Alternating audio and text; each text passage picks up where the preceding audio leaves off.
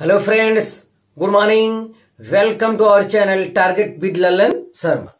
तो आज विद्यार्थी हम लोग औसत के एक नए टाइप के सवाल पर गौर करेंगे। आइए देखते हैं।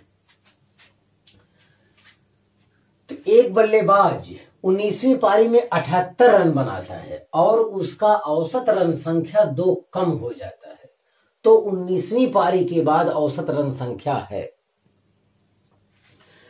तो इस प्रॉब्लम के सलूशन से पहले हम लोग एक चीज पर गौर करेंगे कि औसत रन संख्या कभी ऋणात्मक नहीं होती, ये ध्यान देना है। क्योंकि कोई आदमी अगर रन बनाएगा तो सबसे कम रन वो जो बनाएगा वो 0-0-0 मान लो 5 मैच में बनाया तो 0 5 बार जोड़ के बटे 5 से भाग दे देते हैं, तब भी आंसर क्या आएगा 0। तो औसत रन या औसत संख्या जो आएगी, एवरेज वैल्यू, वो कभी भी 0 से कम नहीं हो सकता, मतलब ऋणात्मक नहीं हो सकता। इस कंसेप्ट का ज्ञान आपके पास होना चाहिए। अब देखते हैं सवाल। एक बल्लेबाज 19वीं पारी में 78 रन बनाता है और उसका औसत रन संख्या 2 कम हो जाता है, तो 19वीं पारी के बाद औसत रन है। तो 19वीं पारी में, 19वीं माने 18 पारी के बाद वाली जो पारी हो तो उसमें 78 रन बनाया, केवल एक मैच की बात हो रही है। 78 रन बनाया, उसका औसत रन संख्या 2 कम हो जाता है। इसका मतलब है उसमें प्रत्येक मैच में जो रन है वो 78 से ज्यादा बनाया होगा। यस, तभी उसकी औसत संख्या गिर गई है, तो ज्यादा अच्छा खिलाड़ी है इसके आधार पे। इस सवाल के सलूशन के लिए पहले एक फार्मूला मेथड देखते हैं, उसके बाद ट्रिक मेथड देखते हैं। चलिए देखते हैं। तो इसमें आप मान लीजिए, देखिए 19वीं पारी में 78 रन बनाता है तो 18 पारी तक उसके एवरेज में कोई प्रभाव नहीं पड़ा है। तो माना 18 पारी तक औसत x है। हाँ, तो 18 पारी के रनों का योग, 18 पारी के रनों का योग, 18 पारी के रनों का योग बराबर होता है औसत गुणे संख्या। तो औसत है x गुणे संख्या है 18। तो औसत बराबर होता है पदों के योग बटे पदों की संख्या। तो पदों का योग बराबर है औसत गुणे संख्या। तो शायद आपको इसका ज्ञान है, पहले से हम लोग बहुत सवाल लगा चुके हैं, ये है।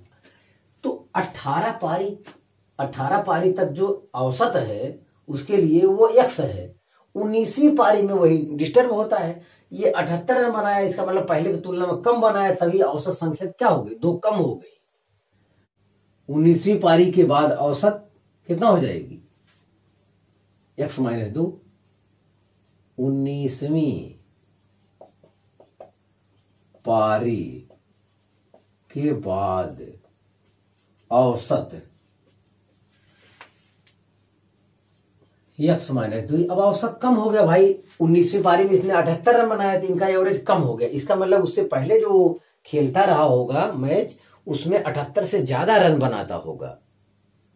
यस, तो 19वीं पारी के बाद औसत इतना हो गया। तो 19 पारी के रनों का योग बराबर 19 पारी के रनों का योग, यस 19 बराबर एवरेज गुणे संख्या कितना है 19। देखिए विद्यार्थी, हम आपको समझाने के लिए ये सब लिख रहे हैं, हमें इसकी आवश्यकता नहीं, हम डायरेक्ट लिखेंगे। हम मन में समझ लेंगे कि 18 पारी तक औसत x है, तो 18 पारी के रनों का योग हो जाएगा 18 गुणे x, और 19वीं पारी के बाद औसत x-2 हो गया, तो 19 पारी के रनों का योग औसत गुणे संख्या हो जाएगी। हाँ, 19 पारी के रनों का योग में से अगर 18 पारी के रनों का योग हम घटा देते हैं तो 19वीं पारी में जितना रन बनाया है ये पता चल जाएगा। ध्यान दें, 19 पारी के रनों का योग है आपका x-2 इंटू 19 माइनस 18 पारी के रनों का योग 18x बराबर 19वीं पारी। 19वीं पारी का रन कितना है, 19वीं मतलब 18 के बाद वाला पारी में कितना रन बनाया है, उसी को 19वीं पारी, वही तो 19 पारी के योग में से 18 पारी के योग घटा देंगे तो 19वीं पारी में कितना रन बना पता चल जाएगा। अब यहां से हल कर लीजिए, ये हो जाएगा 19x माइनस 19 दूनी 38 माइनस 18x बराबर है 78। 19x में से 18x गए x, ये हो गया x बराबर 38 इधर उस तरफ ले जाओ, 78 प्लस 38 तो 8 8 16 6 हासिल 1 7 3 10 की 11 116। x बराबर 116 है। x बराबर 116 मतलब 18 पारी तक औसत, 18 पारी तक जो है औसत कितना रहा होगा, 116 रहा होगा। तो 116 पे टिक मत लगाइएगा क्योंकि ये कह रहा 19वीं पारी के बाद औसत रन संख्या है, 19वीं पारी के बाद, तो 19वीं पारी के बाद औसत रन संख्या x माइनस 2 है, तो ये x आया है। हाँ, 19वीं पारी बाद 19वीं पारी के बाद औसत रन संख्या, औसत रन संख्या हो जाएगी x माइनस 2, तो x मतलब 116 माइनस 2 बराबर 114। 19वीं पारी के बाद औसत 114 हो जाएगी, तो 2 कम हो जाएगा। हाँ, तो ये तो रहा सॉल्यूशन विधि, टोटल लिख के लगाने वाली बात, समझने वाली बात, ध्यान दिया जाए। अब चलते हैं ट्रिक पर गौर करते हैं। ट्रिक देखा जाए, ट्रिक में ये है, अगर इस टाइप का कहे 19वीं पारी के बाद औसत बताइए तो इससे एक कम, तो इससे एक कम लिखिए 18 गुणे वो औसत संख्या में वृद्धि या कमी लिखना है। औसत संख्या 2 कम हो जाता है तो यहां 2 लिखिए। अगर औसत संख्या 2 कम हो जाता है, अगर कमी है तब इसके बाद लगाएंगे प्लस, और अगर वृद्धि है तो यहां लगाएंगे माइनस। तो यहां औसत रन संख्या कम हो जाती है। 19वीं पारी में 78 रन बनाने से उसका औसत रन संख्या कम हो जाती है। तो कितना रन बनाने से कम हुआ है, 78। जितना रन बनाने से कम हुआ है उतना जोड़ देंगे, बस खत्म हो गया सवाल, इतना ही है। और अगर इतना रन बनाने से उसकी औसत संख्या बढ़ जाती तो यहां इतने में से इसको क्या करना पड़ता, घटाना पड़ता। हाँ, यही ध्यान उल्टा करना है, कम हो जाएगी तो जोड़ दीजिएगा, ज्यादा हो जाएगी तो घटा दीजिएगा। तो ये हो गया 18 दूनी 36 प्लस 78। ध्यान दें, 8 6 14 के 4 हासिल 1 7 3 10 से 11 114 इसका आंसर आया। तो ये शार्ट में हो सकता है, लेकिन ये सब उतना भरोसेमंद नहीं है, भूल भी जाता है। जिसको कॉन्सेप्ट का ज्ञान है वही ट्रिक में कामयाब हो सकता है। तो आप इसे कॉपी कर लीजिए। हाँ फ्रेंड्स, दूसरा सवाल देखा जाए। दूसरा सवाल कह रहा है एक बल्लेबाज 15वीं पारी में 58 रन बनाता है और इस प्रकार अपने औसत में 3 की वृद्धि करता है। 15वीं पारी के बाद उसका औसत क्या है? यस, तो पहले हम लोग नियम से लगाते हैं, उसके बाद ट्रिक मेथड से लगाते हैं, देखते हैं। तो इससे पहले हम बताया है 14 माना 14 पारियों का औसत क्या है? 14 पारियों का औसत x है। 14 पारियों तक औसत कितना है? x है। इससे पहले पूरी हिंदी लिख के हम बताए थे। तो माना 14 पारियों तक औसत x है, तो 14 एक कम वाला पहले निकाल लीजिए, वहां से गड़बड़ी नहीं हुई। जब 15वीं पारी खेलता है तो वहां से रन कम ज्यादा बना देता है, इसकी वजह से औसत गड़बड़ हो जाता है। तो 14 पारियों तक औसत x है मान लेते हैं। तो 14 पारियों के रनों का योग, तो औसत गुणे संख्या x गुणे 14 हो गया।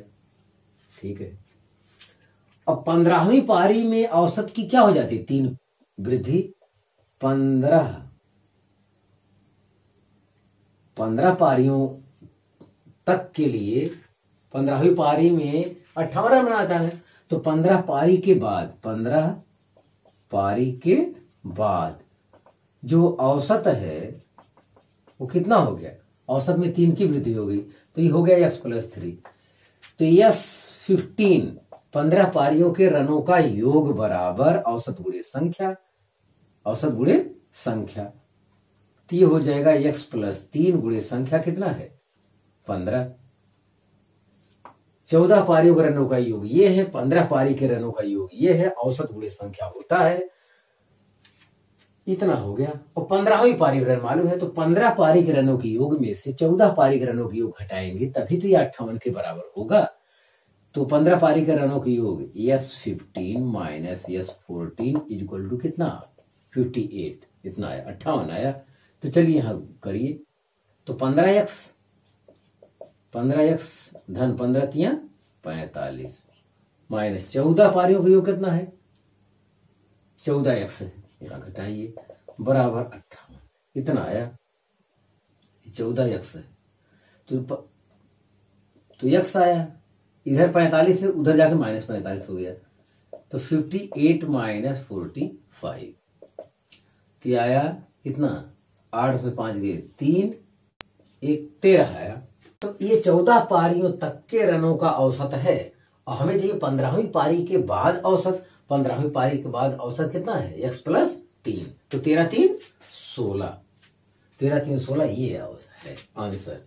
तो 15वीं पारी के बाद औसत, तो 13 प्लस 3 बराबर 16, ये आंसर है।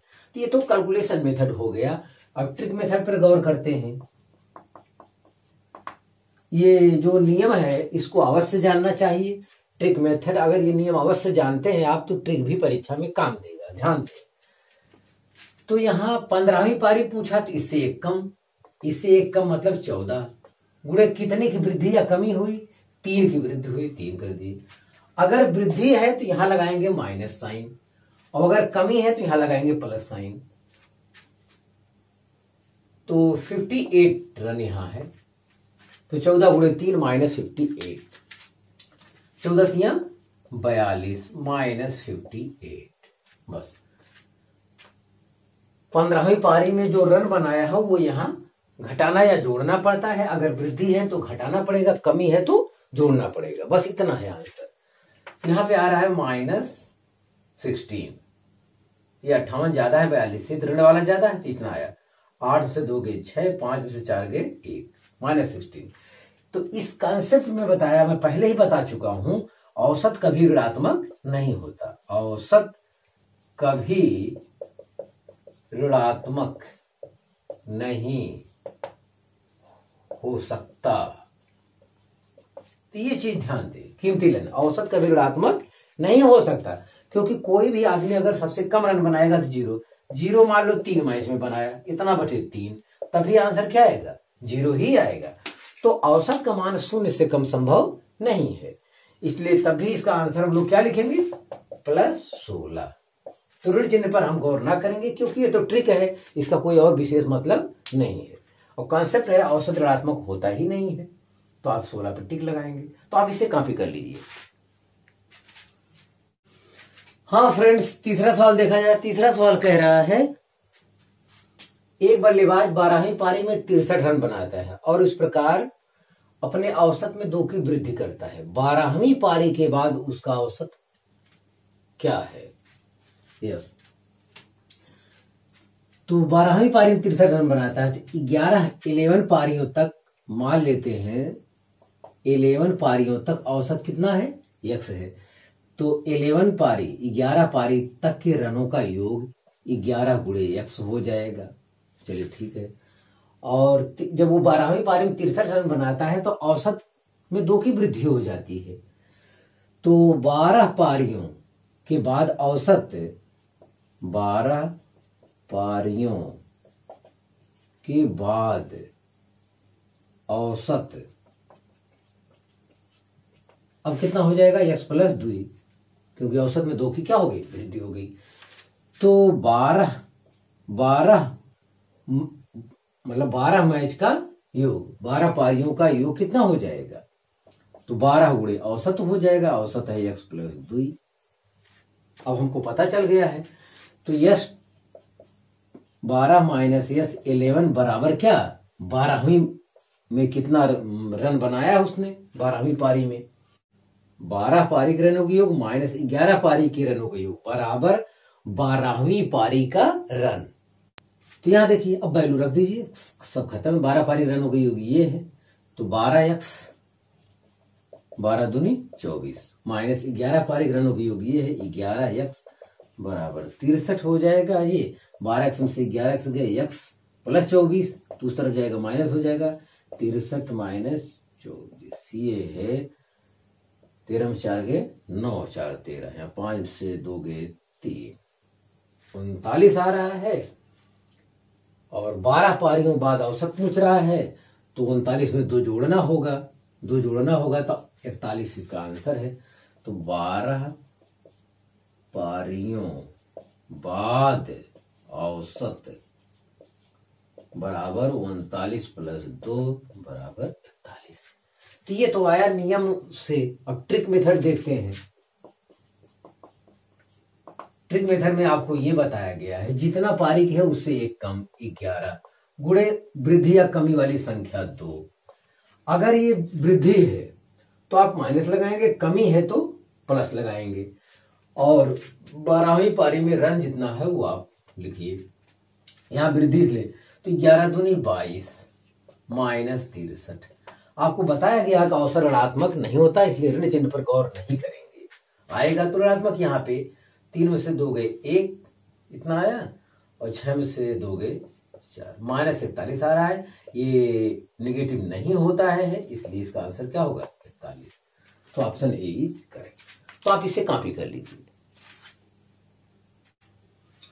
हाँ फ्रेंड्स, चौथा सवाल देखा जाए। चौथा सवाल कह रहा है, एक बल्लेबाज छठी पारी में 80 रन बनाता है और इस प्रकार अपने औसत में 5 की वृद्धि करता है। छठी पारियों के बाद उसका औसत क्या है? तो यस देखते हैं। तो सलूशन में यह है कि 5 पारियों तक, माना 5 पारियों तक औसत है कितना, x है। 5 पारियों तक औसत x मान लेंगे, तो 5 पारियों के रनों का योग हो जाएगा, यस 5 हो जाएगा, 5 गुणे x। चलिए कोई बात नहीं। और जब छठी पारी में 80 रन बनाता है तो औसत कितना हो गया, 5 की वृद्धि हो गया। तो छठी पारी के बाद औसत, छठी पारी के बाद जो औसत हो रहा है वो x प्लस 5 हो गया है। तो छठी पारी के बाद रनों का योग या 6 बराबर हो गया औसत गुणे संख्या, संख्या है 6। यस, तो 6 पारी के रनों का योग माइनस 5 पारी के रनों का योग बराबर छठी पारी में रन, वह है 80। चलिए, तो 6x प्लस 6 पंचे 30 माइनस कितना 5x बराबर 80। तो 6x में से 5x गए, x बराबर 80 माइनस 30 बराबर 50। तो ये जो 5 पारियों तक वो 50 का रहा है और छठी पारी खेलने के बाद उसके औसत में 5 की वृद्धि हो गई। तो छठी पारी के बाद औसत कितना हो जाएगा 55।